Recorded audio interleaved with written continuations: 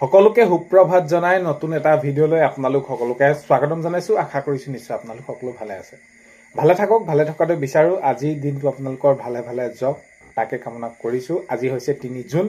৩ জুনৰ ৰাতিপুৱাৰ কেইটামান গুৰুত্বপূৰ্ণ খবৰ আপোনালোকলৈ লৈ আহিছো। আপোনালোকে ভিডিঅ'টো শেষৰলৈকে চাব বুলি আশা কৰিলো। শেষত আপোনালোকৰ মন্তব্য কমেণ্টৰ জৰিয়তে জনাবলৈ নাপাহৰিব। ভিডিঅ'টো ভাল পালে লাইক এটা কৰি দিব আৰু শ্বেয়াৰ কৰি দিব বুলি আশা কৰিলো। প্ৰথমটো খবৰ যদি চাওঁ তেনেহ'লে আমাৰ এতিয়া এইকেইদিন প্ৰায় অসমত আমি এনেকুৱা ধৰণৰ খবৰবিলাক বহুত বেছি পাই থাকিবলৈ ধৰিছোঁ। কোনোবা সন্ধানহীন হৈছে, কাৰোবাক মাৰিছে, লাভ জেহাদ, তো এনেকুৱা ধৰণৰ কিছুমান ঘটনা বহুত বেছি সঘনাই হৈ থাকিবলৈ ধৰিছে। আৰু যদি আমি এতিয়া প্ৰথম খবৰটো চাওঁ তেনেহ'লে গুৱাহাটী মহানগৰীৰ বশিষ্ঠত চাঞ্চল্যকৰ ঘটনা। দক্ষিণ বেলতলা মধ্য ইংৰাজী বিদ্যালয়ৰ 4গৰাকী ছাত্ৰী সন্ধানী। তেতিয়া এই এনেকুৱা ধৰণৰ কাণ্ডবিলাক বহুত বেছি হ'বলৈ ধৰিছে। এতিয়া এই ক্ষেত্ৰত আৰক্ষীয়ে পদক্ষেপসমূহ লৈছে আৰু কিছু দোষীক কৰায়ত্ব কৰা হৈছে। কিন্তু এই যে ঘটনাই কিন্তু যিমানেই এনেকুৱা ধৰণৰ দোষীক কৰায়ত্ব কৰিছে কিন্তু সিমানে বৃদ্ধিয়ে পোৱাৰ দেখা গৈছে। তো ইয়াক লৈ এতিয়া সকলোখিনি সজাগ হ'ব লাগিব। এনেকুৱা ধৰণৰ এতিয়া ঘটনাবিলাক বহুত বেছি হ'বলৈ ধৰিছে। তো নলবাৰীত যিটো ঘটনা হ'ল আপোনালোকে হয়তো সেইখিনি দেখিছেই, সেইখিনি গম পাইছেই। আৰু এনেকুৱা ধৰণৰ এইবিলাক যি কোনোবাই লৈ যোৱা, কোনোবাই আকৌ সেইখিনি সন্ধানহীন সেইখিনি বিচাৰ প্ৰক্ৰিয়া চলি থকাৰ মাজতে আকৌ মাজতে ওলোৱাটো এইবিলাক ধৰক হত্যা হিংসাবিলাক বহুত বেছি হ'বলৈ ধৰিছে। আৰু এইখিনি ক্ষেত্ৰত আমি নিজে সজাগ হ'ব লাগিব। আৰু যদি নহওঁ তেনেহ'লে আমাৰ আগন্তুক সময়ত আৰু বহুত বেছি এনেকুৱা ধৰণৰ খবৰবিলাক আমি কি হ'ম আমাৰ মাজলৈ আহি থাকিব। তো এইখিনি ক্ষেত্ৰত আমি সাৱধান হ'ব লাগিব।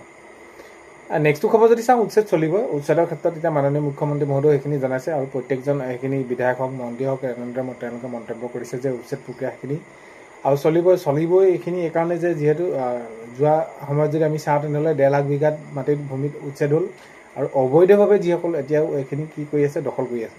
তো সেইখিনিতো উচ্ছেদ কৰা হ'ব বুলি মাননীয় মুখ্যমন্ত্ৰী মহোদয়ে স্পষ্টকৈ জনাই দিছে, যাতে কোনো ধৰণৰ বেদখলকাৰী 1 ইঞ্চিও মাটি তেওঁলোকে সেইখিনি দখল কৰি থ'ব নোৱাৰে। বা এইখিনি এইবাৰ 5 লাখ বিঘা ভূমি এইখিনি উচ্ছেদ কৰা হ'ব আৰু এইখিনি ক্ষেত্ৰত মন্তব্য কৰিছে, সকলোৱে জনাইছে। মাননীয় মুখ্যমন্ত্ৰী মহোদয়ে এই ক্ষেত্ৰত গুৰুত্ব সহকাৰে লৈছে কথাবিলাক। নেক্সটটো খবৰ যদি চাওঁ, মাধুৰ্য বৰ্মনৰ ঘৰত উপস্থিত বিধায়ক জয়ন্ত মল্ল বৰুৱা ডাঙৰীয়া। তেতিয়া যিটো ঘটনা হ'ল নলবাৰীত, ঘটনা হোৱাৰ পাছত কেনেদৰে দোষীয়ে সেইখিনি শাস্তি পালে বা কেনেকুৱা ধৰণৰ কি হ'লে সেইখিনি আপোনালোকে এতিয়া গম পায়। এতিয়া তাৰ পিছৰ পৰ্যায়ত এতিয়া যিমান ক'লোঁ, এতিয়া তেওঁলোকৰ পিতৃ মাতৃক সেইখিনি সান্তনা দিব পৰা নাই কোনো, আৰু কেনেকৈ দিব নিজৰ পুত্ৰক এনেকৈ যদি অকালতে হেৰুৱাব লগা হয়। আৰু এতিয়া দেখা গৈছে আজি আমি যদি চাওঁ তেনেহ'লে মাধুৰ্য বৰ্মনৰ ঘৰত উপস্থিত হয় বিধায়ক জয়ন্ত মল্ল বৰুৱা ডাঙৰীয়া। আৰু এইখিনি আগন্তুক সময়ত যাতে এনেকুৱা ধৰণৰ ঘটনা হ'বলৈ নাপায়, এইখিনিত কঠোৰ ব্যৱস্থা লোৱা হ'ব। এনেধৰণৰ কাৰ্যত যি জড়িত হৈ থাকিব তেওঁক সেইখিনি শাস্তি বিহা হ'ব। আৰু আমি সকলোখিনি এইখিনি দিশটো চাম বুলি বা সেইখিনি চোৱা হ'ব বুলি জয়ন্ত মল্ল বৰুৱা ডাঙৰীয়াই মন্তব্য কৰিছে।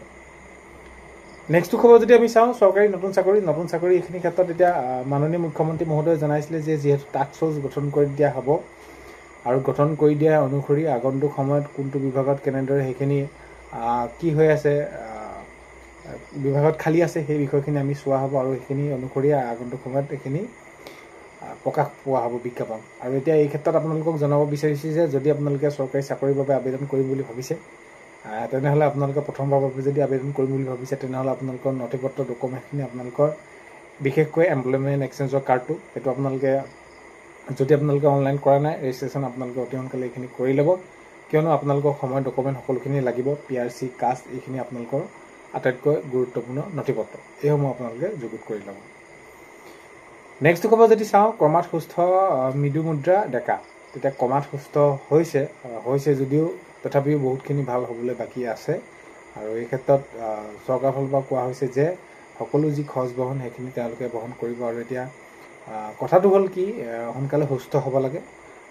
সুস্থ হৈ তেওঁ যি নিজৰ পঢ়া দিশটোত যাতে আগবাঢ়ি যায় সেইটোৱে আমি সকলোৱে কামনা কৰিম। আৰু যাতে এনেকুৱা ধৰণৰ ঘটনা দ্বিতীয়বাৰ যাতে ক'তো নঘটক সেইটো আমি আশা কৰিম। তো এতিয়া কমাত সুস্থ হোৱা দেখা গৈছে মৃদুমুদ্ৰা ডেকা। নেক্সট খবৰ যদি চাওঁ, প্ৰচণ্ড গৰমত গাড়ীৰ ভিতৰতে থৈ যায় এজন লোকে এটি পোহনীয়া কুকুৰ। তো এই বস্তুবিলাক আমি পোহনীয়া বস্তুবিলাক অকল পুহিলেই নহ'ব, তাক কেনেদৰে কোনটো সময়ত কি হয় নহয় এইখিনি আমি উপলব্ধি কৰিব লাগিব। এতিয়া দেখা গ'ল গুৱাহাটীৰ মাজতে সেইখিনি প্ৰচণ্ড মানে গৰমটো কেনেকুৱা ধৰণৰ পৰিছে গৰম, তাৰ ভিতৰতে গাড়ীৰ ভিতৰতে কি কৰি থয়, আবদ্ধ কৰি থয় আৰু পাছত সেইখিনি যিসকল প্ৰত্যক্ষদৰ্শীয়ে দেখি সেই কুকুৰটিক উদ্ধাৰ কৰে গাড়ীখনৰ পৰা। নেক্সট খবৰ হৈছে চাৰিটা আৰক্ষী জালত এটা মহাপ্ৰবঞ্চক অমিত বেৰিয়া। তেতিয়া এইবিলাক বহুত বেছি ডকাইতি কিবা হত্যা বা এনেকুৱা ধৰণৰ এইবিলাক চাইবাৰ অপৰাধী আৰক্ষী জালত এতিয়া মহাপ্ৰবন্ধক অমিত বেৰিয়া। এতিয়া আপোনাক যিকোনো প্ৰকাৰে, এতিয়া আমাৰ যিকোনো সুবিধা এটা হৈছে হয়, যিমান নেকি এতিয়া অনলাইন হৈছে, যিকোনো এটা কাম আমাৰ অনলাইনতে দি দিলে হয়, জিপে ওলাইছে, কিবা ওলাইছে, কিন্তু এতিয়া এনেকুৱা ধৰণৰ চাইবাৰ আৰক্ষী জালত পৰিছে যিহেতু এনেকুৱা মহাপ্ৰবঞ্চকবিলাকো বহুত বেছি আছে। এইখিনি ক্ষেত্ৰত আমি সজাগ হ'ব লাগিব আৰু সেইখিনি আমি নিজেই জানি বুজি থাকিব লাগিব, নহ'লে আপুনি হয়তো কেতিয়াবা বিপদত পৰিব পাৰে। নেক্সট খবৰ যদি চাওঁ চৰকাৰী ঘৰৰ ক্ষেত্ৰত আপোনালোকে বহুতে মন্তব্য কৰি আছিলে কেতিয়ালৈ দিব, কি হ'ব, নহ'ব, দিব নিদিব কি।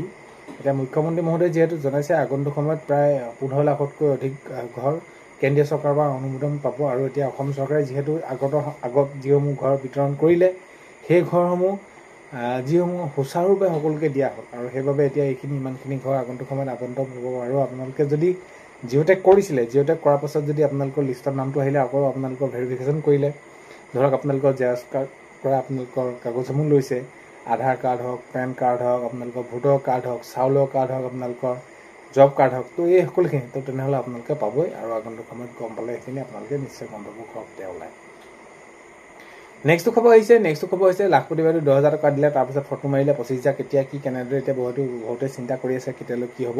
এইখিনিতে আপোনালোকৰ কথাটো ক'ব বিচাৰিছোঁ যে এই 10,000 টকা আপোনালোকৰ এইখিনি আকৌ ভেৰিফিকেশ্যন কৰিবলৈ আহিব, আপোনালোকে কামটো সঠিকভাৱে কৰিলে নে নাই কৰা। আৰু পিছৰ পৰ্যায়ত 25,000লৈ দিন আছে, 25,000টো আপোনালোকে লাহেকৈ পাব। তো 25,000 ক্ষেত্ৰত আপোনালোকৰ দিন আছে।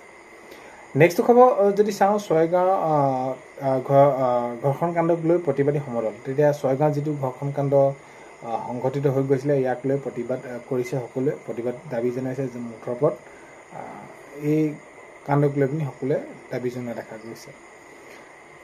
নেক্সট খবৰ হৈছে আকৌ সেয়ে লখিমপুৰৰ লাভ জিহাদৰ ঘটনা, হিন্দু যুৱতী বিয়া প্ৰস্তাৱ। তো এতিয়া নাম সলনি কৰি তো হিন্দু যুৱতীক বিয়াৰ প্ৰস্তাৱ দিছিল আৰু জোৰ জবস্ত তেনেদৰে কৰা দেখা গৈছিল। আৰু এই এনেকুৱা ধৰণৰ যিসকল কাৰ্যত জড়িত হৈ থাকে এনেকুৱা কাৰ্যত সকলোকে দোষীবিলাকক শাস্তি দিব লাগে কঠোৰতকৈ কঠোৰ, তেতিয়াহে তেনেকৈ আগন্তুক সময়ত আৰু এনেকুৱা ধৰণৰ কাৰ্য কৰিবলৈ তেওঁলোকে আগ্ৰহ নহয়। তো আজি 3 জুনৰ ৰাতিপুৱা খবৰ এইকেইটাই আপোনালোকক জনালোঁ। ভিডিঅ'টো আপোনালোকে শেষলৈকে চাই থকাৰ বাবে বহুতেই বেছি ধন্যবাদ। আৰু এইখিনিতে আপোনালোকক এটা অনুৰোধ কৰিম, চেনেলটোলৈ যদি আপোনালোক নতুনকৈ আহিছে ছাবস্ক্ৰাইব কৰাৰ লগতে কাষতে থকা বেল আইকনটো প্ৰেছ কৰি অল কৰি থ'ব, যাতে নতুন এটা ভিডিঅ' দিয়াৰ লগে লগে আপোনালোকে আগতীয়াকৈ চাবলৈ পায়। তো আজিলৈ ইমানেই, অন্য এটা ভিডিঅ'তে লগ পোৱা হয়, বাই।